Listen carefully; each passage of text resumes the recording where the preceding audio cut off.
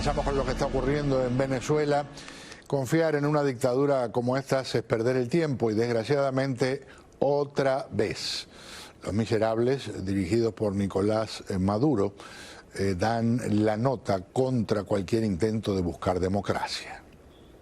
El Ministerio Público ha llamado a declarar a la cúpula de la Comisión Nacional de Primarias, organizadora de las elecciones internas de la oposición, para que responda sobre la financiación del evento y por otras cuestiones relativas a cómo se desarrolló.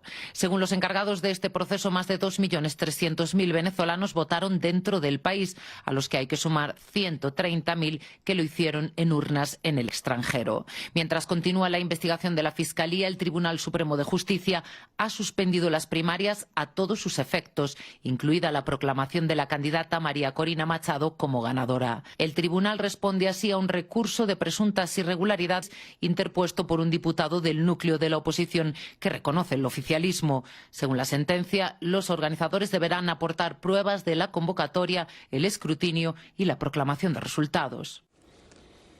Rumbo a Caracas para decirle bienvenido a nuestro colega y amigo corresponsal de la FM del canal RCN de Colombia, allí en Venezuela, Marcos Morín. Marcos, ¿cómo estás? Un gusto saludarte, Pedro, desde Caracas, Venezuela. Un gusto para mí y un disgusto para ustedes, no verme a mí, sino lo que está haciendo Maduro. Bueno, de repente algunos se disgustan viéndome también. Pero era de esperar, ¿verdad? Sí, sin duda. Sabíamos que esto podía pasar, ese era el escenario planteado. Era muy difícil prever que el gobierno de Nicolás Maduro aceptase un proceso que primero no estaba directamente organizado por el Consejo Nacional Electoral. Ya esa era la primera piedra de tranca para el reconocimiento por parte del gobierno de Maduro de este proceso.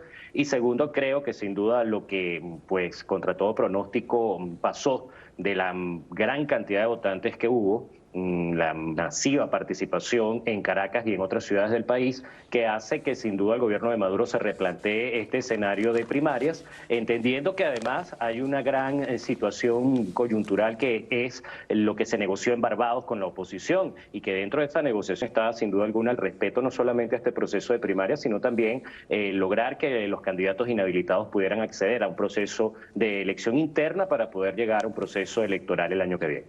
El gobierno de Estados Unidos entregó una hojita de ruta de lo que pensaba hacer de acuerdo a cómo se dieran las cosas, y el primer paso fue anunciar el levantamiento temporal de sanciones que han afectado la economía y el manejo de las cosas por parte de la dictadura. Ni aún así logran por lo menos fingir por un tiempo, porque teóricamente falta prácticamente, no sé, mínimo 10 meses, 11 meses para las elecciones. Sí, lo que sin duda preocupa en torno a que este primer anuncio que hace Estados Unidos podía haber generado algún tipo de clima, un poco de estabilidad en el tema económico, producto del levantamiento de algunas sanciones, algunas licencias en el sector petrolero y gasífero. Pues bueno, como tú dices, no pasó ni un año, ni siquiera de disimulo, e inmediatamente empiezan a desconocer primero un proceso que se había firmado con la oposición y bajo, por supuesto, pues el auspicio de Estados Unidos y de otros gobiernos, y segundo, que era algo que pedía Estados Unidos: vamos a levantarte sanciones, pero demuestra que vas a respetar tanto el proceso electoral de la oposición como un proceso electoral el año que viene. Ahora la gran interrogante es si el gobierno de Maduro va otra vez a ese punto inicial de la totalidad de las sanciones, entendiendo de que había un respiro, inclusive para ellos había un respiro económico importante con este levantamiento de sanciones. Ya PDVSA, la petrolera venezolana, ya se estaba activando con otros entes relacionados con él para la compra y la venta de petróleo en el mercado internacional. Así que esto, sin duda, en los próximos días se va a definir, Pedro. Me llama mucho la atención que no vean la conveniencia de, como mínimo, decir, bueno, estamos a fines de octubre del 2023, en 7, 8 meses podemos recaudar X número, cientos de millones de dólares con ventas de petróleo, y después apretamos otra vez. Mínimo, no una cosa que le convenía a la dictadura y por un tiempo daba una ráfaga de aire fresco en lo que podía ser el camino de la oposición. Pregunto, ¿qué tan posible es que aquí dentro de la dictadura esté perdiendo cualquier intento un grupo más pragmático frente a la gente de línea más dura, y qué pueden ganar con eso? Sí, yo pienso que en lo interno debe haber un gran debate, ¿no? Aunque las caras visibles del gobierno de Maduro pues reiteren que no van a reconocer las primarias y todos los días aparezcan pues manifestando de que este proceso para ellos es ilegal y que bueno, no van a reconocer a María Corina Machado, la mantienen inhabilitada.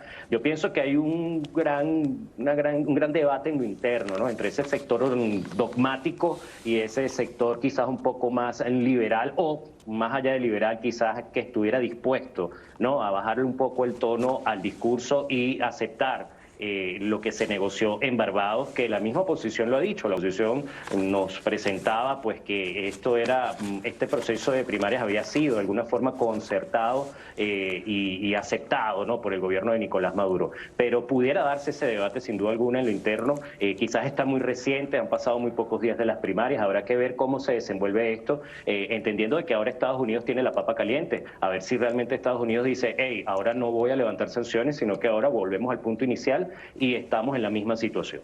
Una más, hay rumores de inminente liberación de más presos políticos. ¿Qué has oído?